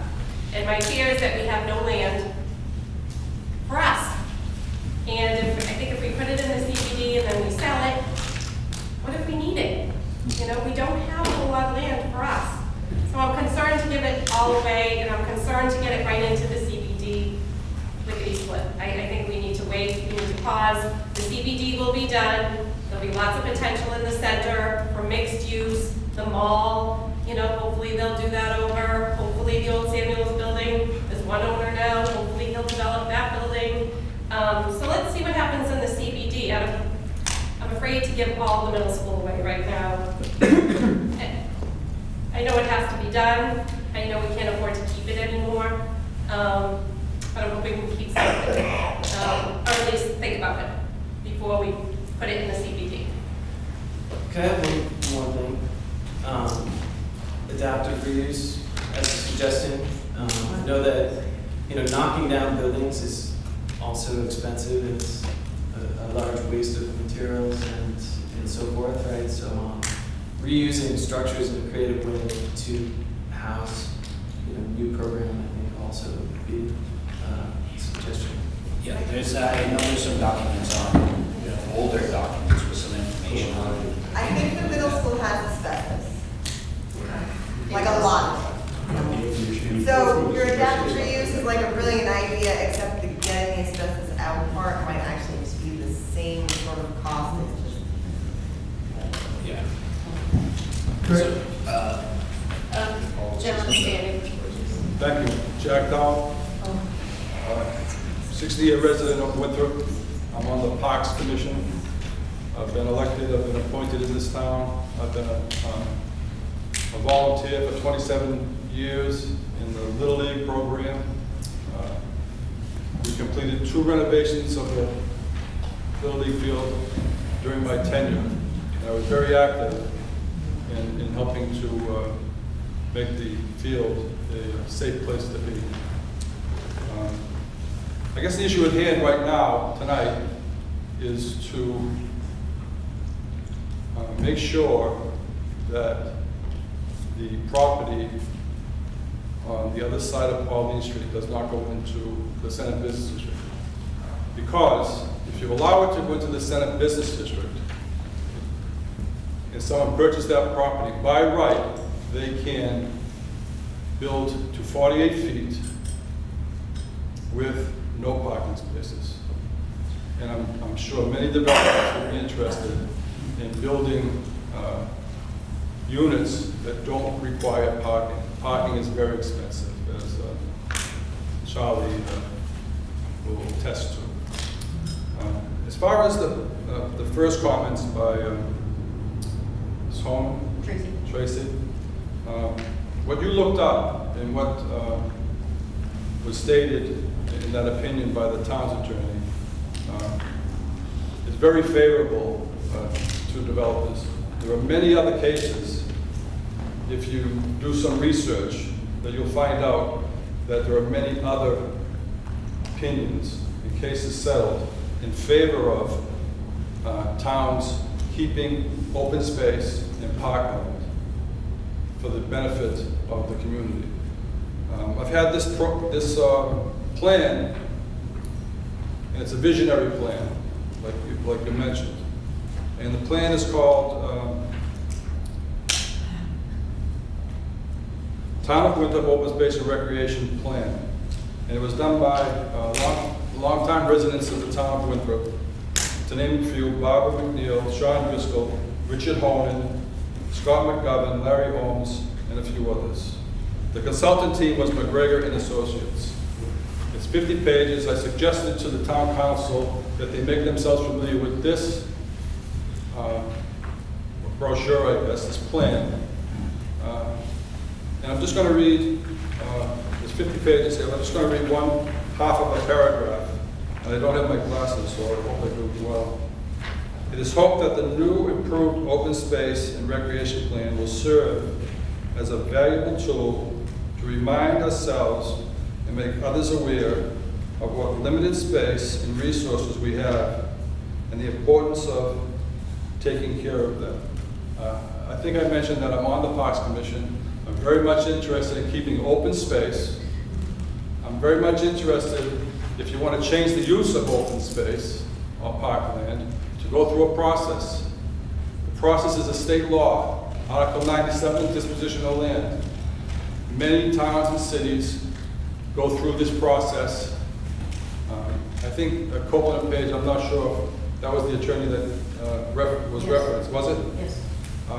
They do a lot of cases to make developers rich. That's why they work for the developers. You can go to other people and they will tell you to keep open space and recreation open for the public. That's what I'd like to do, keep it open. If you want to change the use of open space, you have meetings in town, Conservation Committee, the Parks Commission, and then the Town Council have to vote. And then if you want to change the use, like they did in the park at where the women's school was built, it was parkland given to the town of Winthrop by the United States government to be used as park. In order to change that, you've had to go to the State House. You had to go through a process which included the State House to change that land, which they did. Since that time, the town management and other people in town want to disregard the Quinn Act, which was instituted, I think, in 1972 to protect open space and parkland. You're supposed to go through it, it's the law. I hope the town will follow the law. I'm going to try to make sure the town follows that law, to go through a process so that everybody knows, everybody in the town knows, including abutters, including people who've done the point that want to walk to the center and sit under a shade tree to get away from the airplanes or something like that, so that everybody can use the open space. This plan is now on the town website. When you try to find it, it's very difficult. It's under Grants and Economic Development, and it's called the Open Space Plan.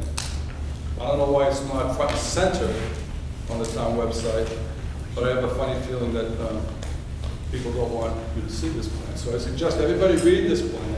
It There was a plan from 2005 to 2010. I don't know how we got so far afield from this plan that was done by long time with the residents to keep open space to another group shortly thereafter, just a few years, 4 years, from 2010 to 2014, to build hundreds of units on parkland. I'd like to see the process of Article 97 started, and I intend to start it, and followed, so that everybody in town knows what some people in town want to do. Thank you very much. We have one of those open parkland as a suggestion. Yeah. Okay. Down here. Back to the zoning of the parcel. I've been asked to present a petition. If people would like to sign it, the petition to be presented to the council.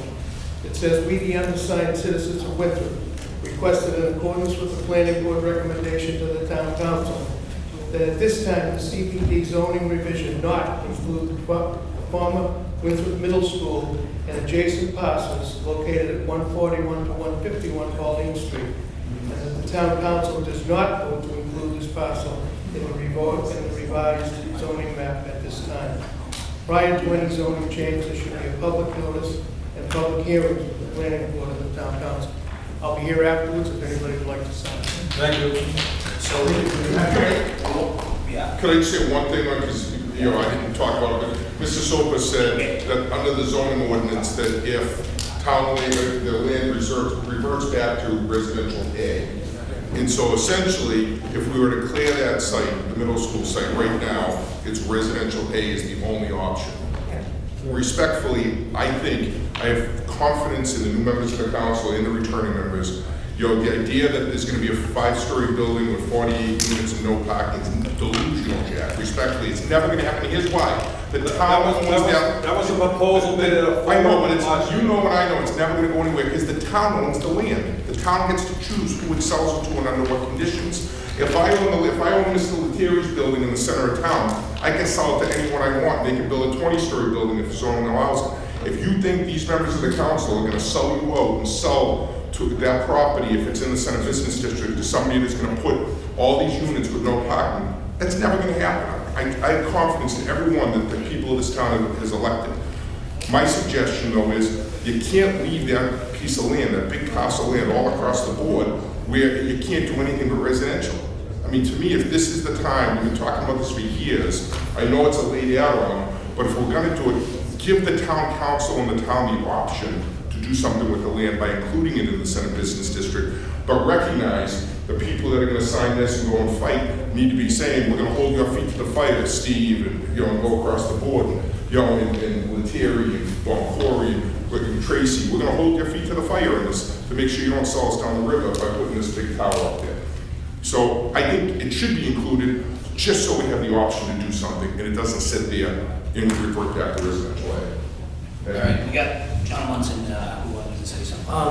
I'm just bringing up, I mean, I agree with Jeff in a couple of ways. I do love the hotel idea. I don't think it's gonna fly per se with the town. And I do think that there's a lot of balancing acts that you mentioned, Frank, that we're balancing things out. I'm bringing up another option, that someone that is very wise and has been involved in development and in financing developments, brought up to me recently, and that also respects the abutters and the current space that's there. Offering the building as is to a large organization, whether it be a biotech in Cambridge that needs more space, or a university, allow them to basically renovate and be rent-free for a year, and then we still maintain the land, make the money from it, and have the option after that 10-year lease, or to be able to then decide what to do going forward. It is an interesting option that allows the abutters and the neighbors to not feel like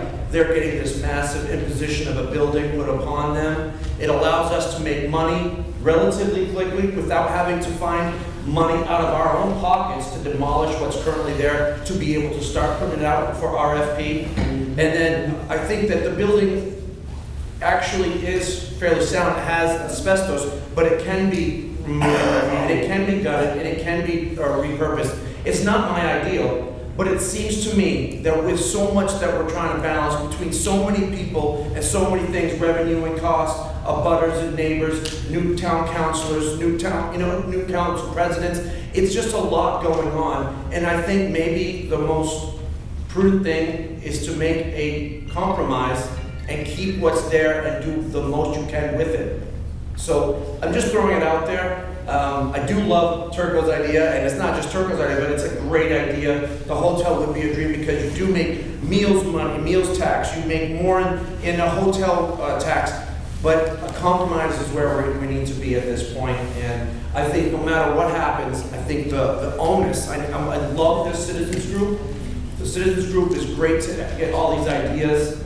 Ultimately, the responsibility falls upon the town councilors and the planning board, and we do need to make a decision. We cannot keep going, thinking and planning, analyzing. Eventually, we have to take what's been given, synthesize it, and do the best we can, and get an actual developer to go forward with it. So I wish you guys the best. I hope that you guys have the political courage to go forward and make something happen soon with as much of a balancing act as you can, and hopefully that last idea was a worthy one.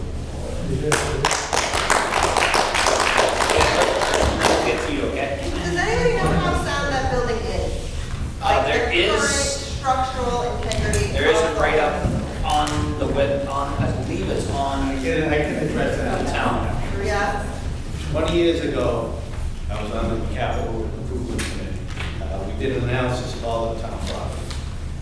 Those two buildings, the Memorial Auditorium and the gymnasium, were both told to don't put another dime in them. They're structurally unfit. They have issues with lentils and bricks, and they're not handicap accessible. The other thing is that the systems in there are obsolete. There's poor ventilation. There's no ansel systems. It's a complete renovation. It's a lot of money. And the developers go in there to think they're going to reuse those two buildings anyways. Maybe not so much the middle And school. even for us, people say that they want to keep the gym, but we don't want that. They just put $600,000 into it when they used it for the new high school, the high school out of the way. And the floor was never properly ventilated. It's already upheaved. The roof system's 20 years old. The ventilation system in there is horrible. You can't even go into the locker area to breathe because it's mold, and it's atrocious. I walked through there because we thought we could use it for the Parks and Rec, maybe save it. I think it's beyond that. So my Unless you had a barrel of money. Back then, it was $6 million to do those two buildings, to make them up to snuff. So that was 25 years ago. And they've done some of the systems, but some of the improvements, but not all of So them. my 2 points are, the building is essentially not reasonable. You might be able to do it, but you've got to really want to save that building, and it's kind of ugly. So architecturally speaking, it's not pretty to look at. It's not. And my other point is, it's not parkland. Like, it's not an open space. It hasn't been an open space for years. I understand the want for it to be open space. We have a lot of open space in a town that is 1.6 square miles. Coughlin Park is huge. There are playgrounds and parks in every neighborhood. We've got 3 giant cemeteries just hanging out. And we've got beaches. We have 2, and the marsh. Beaches and the marsh. We have a lot of open space. This space hasn't actually been open for, well, a long time. So it's not open space. Maybe you want to return it to open space, and that's a totally different argument. But what we're looking at is a building that's falling down, or will fall down really quickly because while we're holding on to it, we're also not maintaining it. So whatever's gonna go there, it needs to happen sooner rather than later, because the economy could collapse too. So that, the second the economy collapses, that land becomes nearly worthless, and we will sell it for nothing, because at that point, someone's gonna panic. What would you like to see there? I don't As a know, citizen, no what would you like idea. to see? I don't mind it. I don't mind residences. I mean, I'm the one that like walks and bikes all over town, except I'm not Julia. Like that's the difference. I have 2 children, she has 1. And so like all of that stuff, like it could be so amazing. It could be so cute. And so we're so right next to Boston, and we could get people from the seaport to come this way on the ferry instead of us just going that way on the ferry. And we could put in bike lanes and all sorts of things. Like if you came across, if you live in the seaport, and you came across on the ferry and you biked around to your island, then you biked yourself into the center and you had some churros at La Siesta, you might never leave. Those are good. How do we build on those kinds of ideas? That's the vision part right there. Right. And then how do we identify what those elements are of that vision and then get Every there? time you try and pull in one little bit of that, every time you say, okay, so if we want to get people from the landing to the center on a bicycle, we need a bike lane. And then all hell breaks loose. Then let's have a bike day. Close the streets and have a bike I day. mean, we do, but it's We're going to celebrate this kind of transportation. That's a great idea, Have a yes. walk day from Point Shirley all the way down, to Donovan's Beach or to the bridge and back again, and do it as a fundraiser. There are kids in town that are, But we have so much potential, and we need just to do this refuse to stuff. realize it. We just have to synthesize this kind of energy and bring these ideas to bear. Jack, we got one more person right here, and then we'll come back. Just a small little thought, I mean, maybe people might think it's, out of sight, but as a vision, why not keep it, is residential A, anyone ever think of like a 55 plus? There's no tax on your schools with children, children. You have access to the open space, maybe make walkways a little bit better, if people 55 plus can find their way to the center. I mean, just an idea. Keep it the seascape, pretty little town that it is, with those little townhouse 55 plus residences. On that corner, it could be beautiful. On a bus, bus stop there. And kind of keep the character of the ocean seaside community. I know they're popular other places. You see them a lot up north, you see them all down the Cape. Nobody ever sees them around this area, I don't know. I rode by one and I was like, wow, what is that? And they said, oh, it's 55 plus. Wow, beautiful. But just, as a vision for the town, maybe it's a thought. It wouldn't put tax on the school systems, for sure. People love the town, want to stay here, maybe not in their homes, maybe downsize a bit. It's an option. And I think we should utilize the waterway that we have. We could use the ferry system more, do something with that. I'd love to see a little market go into the center and not just have one market. I love the market, but put something on the center that if you did have a residence like that, people could walk to and get their groceries. And not have to go. I love the communities in Winthrop too. I think Frank made a suggestion about that. Like, we have great character in this town, like, the center, so make it a center. We have the Highlands, make it the Highlands. We have the Point. Let's bring out the beautiful features that each little area of our town has. They're all unique. So that's what we're leading to, is having ideas like Yeah, this. That's the intent of this something meeting, different, to like- get an idea. So And you you have have our a idea, thought. right? Did you Yeah, write this down? yes. All right, I'm Okay. not trying to cut you off, but, Over here and over here. And 55 plus. Yep, housing. that's Yes. we have. And all right, thank you for that. Instead of all condos So- and apartments. If we have more people with ideas, we're gonna go to her and then you, Jack, okay? Promise. I am totally on board with 55 plus. I mean, if you want to talk about not enhancing the schools, or you don't want to develop the schools, go with 55 plus. If they're going to tear down the building, what I hear about the mold and everything, and the town decides to sell a parcel of land for 55 plus. I think it's a great idea. I also want to bring out the fact that now that I'm retired, how many people are retired in town and how much revenue, if it's just, from what I understand, if it's just the seniors at home during the day and the kids, then there is a deficit right there, because if we start opening retail, because there's not a lot of stay-at-home moms. So the reality is, you know, you're talking about shops and boutiques, but the shops and boutiques that are open, you're open at specific hours to help out because they can't stay open. They have to open when the people are home from work. And so,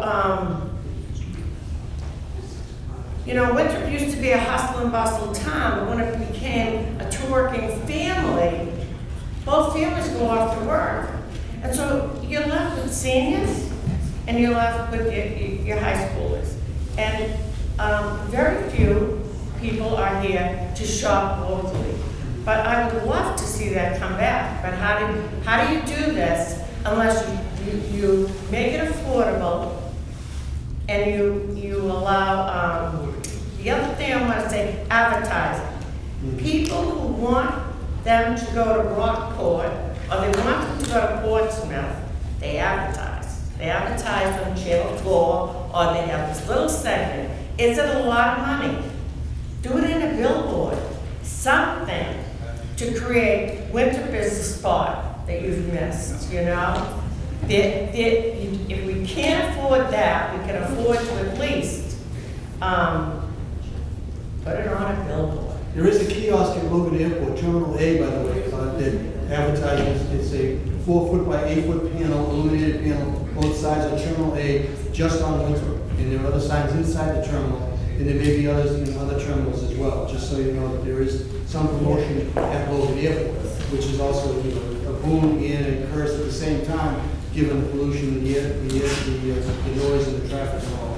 But, you know, there is that going on. But yes, we should be promoting ourselves by whatever soft or hard means we need to, inexpensively or otherwise, to be able to make Winthrop a destination, make it a place that people want to come and be here. And what is it that they're going to be having, what is it that's going to be here that, you know, makes their trip worthwhile? If you get businesses too that are lacking, like if you have a bicycle shop, Somerville's got like 6.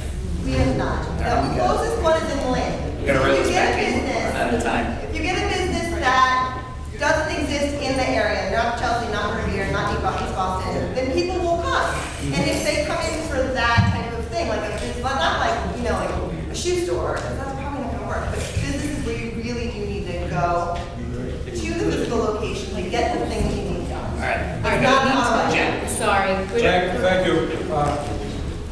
Jeff, I get a kick out of fathers with baby carriages, children walking down the street.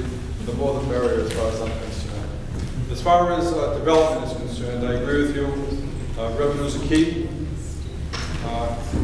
I'm a developer of sorts. I work on properties in this town for 40 years. I like to see things get done to improve the town. As far as the Center Business District, I would implore people to sign Mr. Gill's petition to put off putting the Pauline Street site of the school in the Center Business District. So I'll be glad to sign that for you. Thank you. Did you want something? Just want to quickly piggyback off the point, I'm sorry already, but think about the types of businesses that we're going to maybe include in our Center Business District or in the middle school area. The internet has changed a lot of things, right? So you mentioned a shoe store, right? Folks don't typically go to shoe stores to buy shoes anymore. A lot of it's done on Amazon. The types of businesses that we're going to inherently attract just by the nature of the day that we live in are service-related industries, coffee shops, hotels, gyms, workout areas. You can't work out on the internet. Well, you kind of can. You can't go for a cup of coffee on the internet. Things like that. So I think that's bike shops. You can't fix your bike on the internet. You can't bring your bike to someone on the internet to fix it. So Well, you have to bring it somewhere, somewhere. you can bring it somewhere. But just when we think about this, that's how I'm sort of framing my thought process. I went off topic, please. Like I said, Jeff, I'm not averse to development. I read at a recent town council meeting about the Center Business District. And Mr. Kelstens asked the question of the planning board if they were considering changing any type of zoning for waterfront property. And he was summarily dismissed with a no answer. So it was 5 years ago that he wanted to develop waterfront property. I'd like to develop waterfront property. Everybody wants waterfront property. I think we're crowding something in down the center and leaving the most prized property on the marsh, on the ocean, on a bluff, etc., and leaving that out of the equation. Thank you. All right, so anybody who hasn't spoken, who has an idea, or not to kind of reel it back in again, any concept that you'd like to see in the town? The intent of this meeting was really not to kind of go off on different tangents, we did a little bit, but was to get what the suggestions of the citizens want to see down the center. So we got some, I think, from what I see up there. Whatever it is, you have to put signage up once you get it. Yes. So Signage. definitely. Because I mean, honestly, I lived here for 15 years. I lived on Seafoam for the first 5, and I worked in the city, and I didn't know the center was there. And then I got a dog, and I walked everywhere, and I still didn't know the center was there. So let me ask a question to the folks that remain. Did this seem like a positive, worthwhile thing to do? Is this something that, as we continue with some of the development, some of the changes, and as things are coming, to have this type of meeting? Do you think this is beneficial, or? Yeah. Yes. Yes. Because we talked about this, the little core group of us that did this, said we'd be more than willing to do this again. It did cost us to use the space, and we would be more than happy to take $1 from everyone as they came in the room.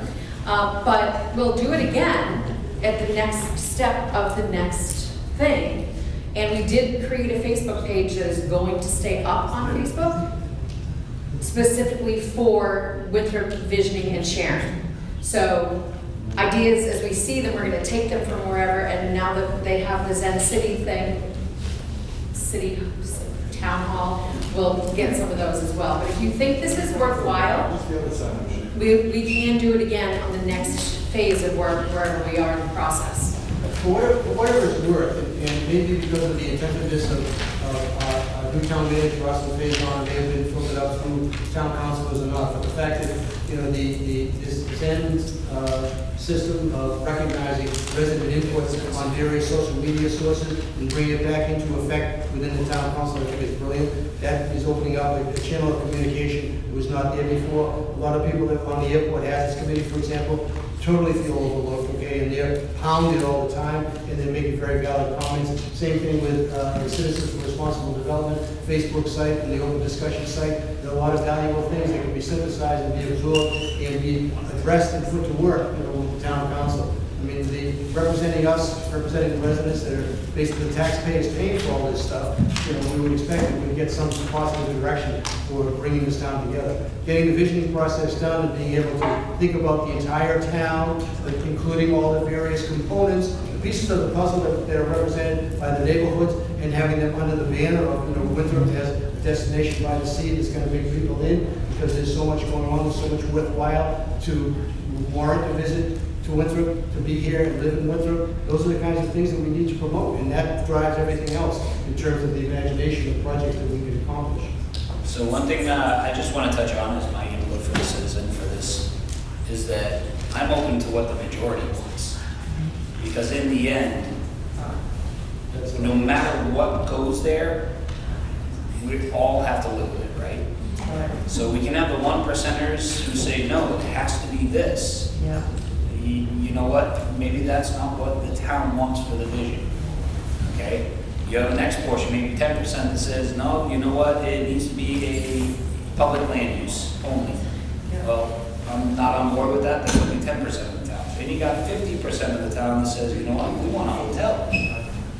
I'm gonna go with 50% of the town because 50% of the town says that's what the vision of the town wants to go for, not the 1%. That's my input. And I also look at long-term.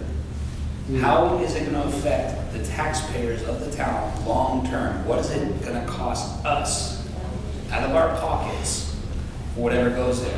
You want open land? Everybody who's a taxpayer is gonna have to put money into that, which we're already paying a lot. Water bills are up, right? Taxes are up. So if we wanna keep the town to maintain them, we all pay for it. Not just a district or a precinct, the whole town pays for it. So for me going forward, with all these suggestions, I think the town really needs to look at, and our counselors, in my view of what a counselor does is speak for the people of their precinct. If the precinct wants a hotel, it gets a hotel. That's the way, in my view, a counselor should view it. But monetarily, how does it affect us no matter what goes there? If more money is coming out of my pocket, I don't want it. That's the way I view it, as a citizen. But correct, the one cautionary note on that, this goes back to Edmund Burke for a history when we elect our elected officials, do we elect them for their wisdom and their judgment or to follow what we do? If using that, the logic can be concerning, is let's say, what are we, Peter, 18,000 people in this town now? 19? So let's say it's 18 for math. 10% is 1,800, 1% is 80. What do we have here? 0.25% of the town. We don't all agree. So how do you ever get to a point where Pete can say, yep, this is what the people in my precinct want, because the 10 people from my precinct came to the meeting and 6 of them said yes. Well, they represent 0.whatever%. I mean, the reality is you have to use your good judgment, and the beauty of our town government, except for the council president, is you have a 4-year term, so you can make a tough decision and not worry about getting kicked out in a year and a half, and do what you think is right for the town. So I urge you to do that. Get as much feedback as you can, but at some point you gotta make a decision, because we debate everything to death, and we all know what happens. Everyone's for something, nobody shows up for a meeting. Peter, you were council president for 4 years. How many meetings did you have about the Center Business District? Nobody shows up to come and complain until the first project gets ready to go. And then all of a sudden everyone says, I never knew about it. And you say, okay, Peter, how many times did you put it in the newspaper? Well, that wasn't good enough. I mean, at some point we all have to take ownership of our town and step up and say, Well, that's what this is. And I think that's it's what great. this is. So I think we need to keep building on this to keep, not just to have it be the session. Like, I think this is a great first start. I would now sort of take this, reformulate these ideas and keep pushing it and keep pushing the council. Well, tonight, this will all get put a little more concise. This was to put the No, I spark. think it's great. I love it.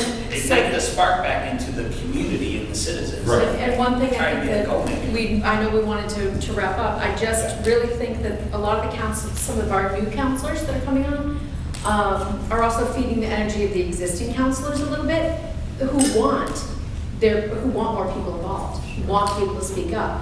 A lot of people in Winthrop have become apathetic, and that's what I've been hearing a lot of. I'm sorry, Mr. Spot.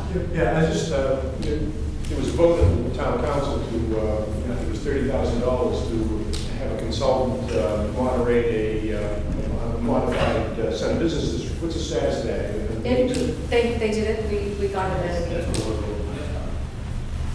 That's what we're voting on, the new map is that, the outcome from that side. That's the map that next Tuesday they're gonna. Okay, and I didn't even, I never saw anything about the advertising for the public meeting. Public meeting, I thought it was supposed to be a public moderated public presentation about what's done. About the new map. And that's kind of where we're gonna try and help this, where the communication, where there's confusion in it. We're trying to get all the links so everybody can just, they'll send you the email with a link that says when the meetings are. What's the CBD? Where is the map on that? Because I've been spending hours going through the town site and they just redid it. And it is a little bit easier to navigate, but it's still hard to find what you're really looking for. So to wrap this up. Please. Yes. I just wanted to say thank you. And if you have, so there's some sheets up here, if you have something you want to take it with you, there's an email on it, you can email us some of the suggestions. We created an email. If you have any other ideas or people, something you didn't feel like you could say publicly, write it down and give it to us, and we'll share it.